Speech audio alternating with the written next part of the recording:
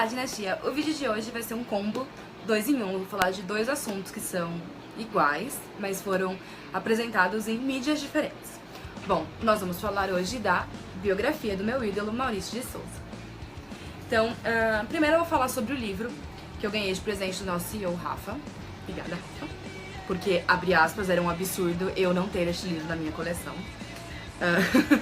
Então, o livro conta toda a história do Maurício, desde antes dele nascer, porque ele conta a história dos pais dele, até as histórias dos dias atuais. O livro, se eu não me engano, é de 2016 ou 2017. Então, eu vou até confirmar aqui. 2017.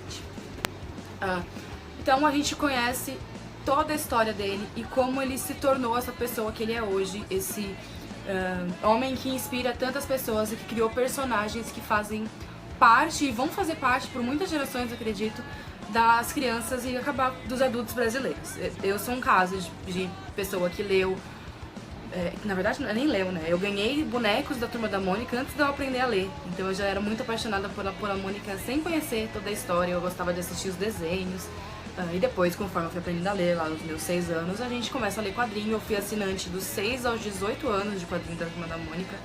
Então é seguro dizer que Turma da Mônica é uma parte muito grande da minha vida. Agora, falando sobre o livro. Então a gente começa o livro conhecendo a história dele lá quando ele morava em Mogi. Então ele conta que os pais dele tiveram um casamento que a avó dele não aprovava. Ele conta sobre as vezes que o pai dele teve que vir. O pai dele era jornalista, por paixão, e ele tinha uma barbearia para poder trabalhar e ganhar dinheiro para a família. E no fundo dessa barbearia ele tinha uma gráfica onde ele imprimia jornais. E aí, um dia, durante. Eu posso estar errada no contexto histórico, mas talvez durante uma primeira ditadura que o Brasil viveu. O pai dele é surpreendido por militares que destroem e fecham a gráfica dele. E aí a primeira lição que o Maurício aprende de que pode ter vezes que as coisas que a gente faz desagradam outras, mas que você não pode desistir do que você quer. E aí ele vem pra São Paulo, ele mora um tempo em São Paulo, depois ele volta pra Mogi. Isso acontece várias vezes durante a vida dele, ele fica indo e vindo pra Mogi. Quando ele fica mais velho, ele começa a... Ele sempre gostou de desenhar, o pai dele ensina ele a desenhar, ele conta sobre as vezes que ele ensinava ele a desenhar na parede da casa e coisas assim. Então ele vem pra São Paulo tentar um emprego na Folha. Ele chega na Folha com uma pastinha debaixo do braço e mostra os desenhos pra um ilustrador do jornal, que diz pra ele que os desenhos são péssimos e que ele tem que desistir daquilo. E ele tá indo embora quando um outro jornalista o aborda e fala: olha, talvez você possa começar com outro emprego aqui no jornal e depois você tenta se tornar um ilustrador. Começando de baixo, você pode chegar lá. E é o que ele faz. Então ele começa como... hoje seria o que a gente chama de revisor. Tem outro nome, eu não vou me lembrar agora, mas seria um revisor. Ele revisa os textos dos jornalistas, corrige palavras, diminui quantidade, aumenta. Depois ele passa a ser jornalista policial, que aí ele fala que ele compra um sobretudo e um chapéu à la Dick Tracy, porque aquilo dava coragem pra ele enfrentar o medo de ser um jornalista policial. E aí ele começa a desenhar pra cobrir espaços brancos no Jornal da Folha. E assim por diante ele vai crescendo, crescendo, crescendo. E aí ele começa a fazer tirinhas, a primeira do Bidu e do Floquinho, pra Folha de São Paulo.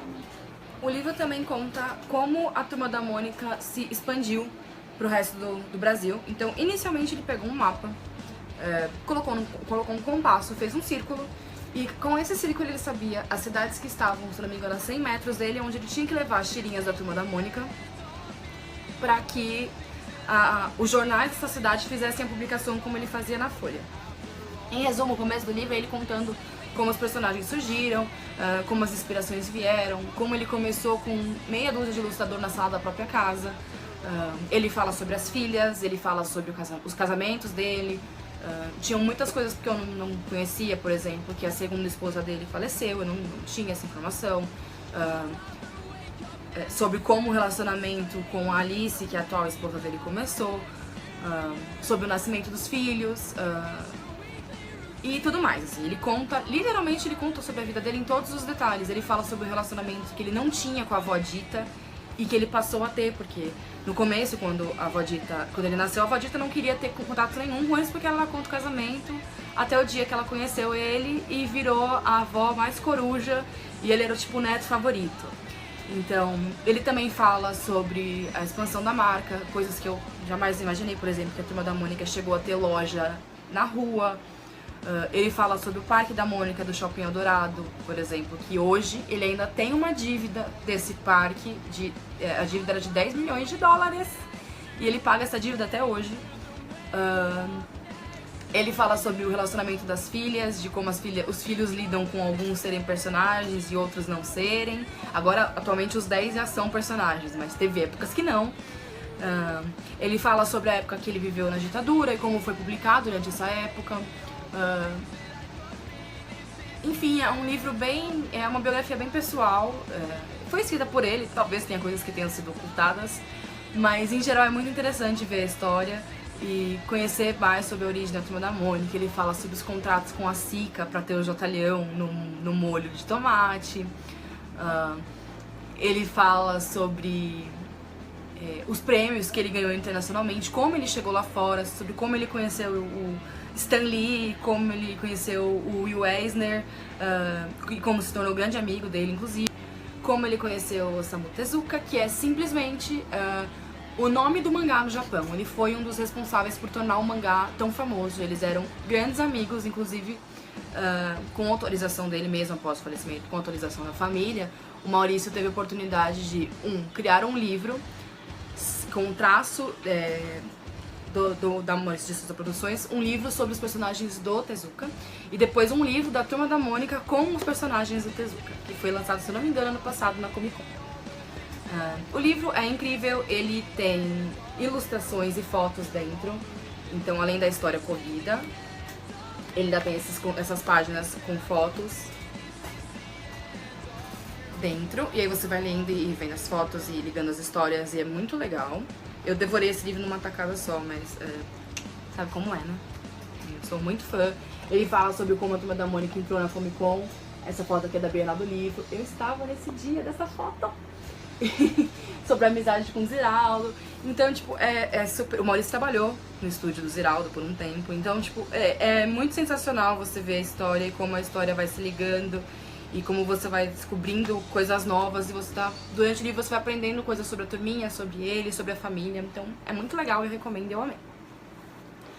Ainda sobre biografia, nós fomos convidados pela NetGeo, nossa parceira, a participar da sessão uma sessão especial de lançamento do documentário BIOS, que conta a história do Maurício de Souza. O documentário é baseado nesse livro, só que ele não tem... ele focou numa parte mais pessoal, então ele não fala tanto dos negócios, por exemplo. Daqui a gente tem bastante conteúdo sobre como surgiram as animações, como surgiu a Turma da Mônica Toy, inclusive é sensacional a história de origem da Turma da Mônica Toy.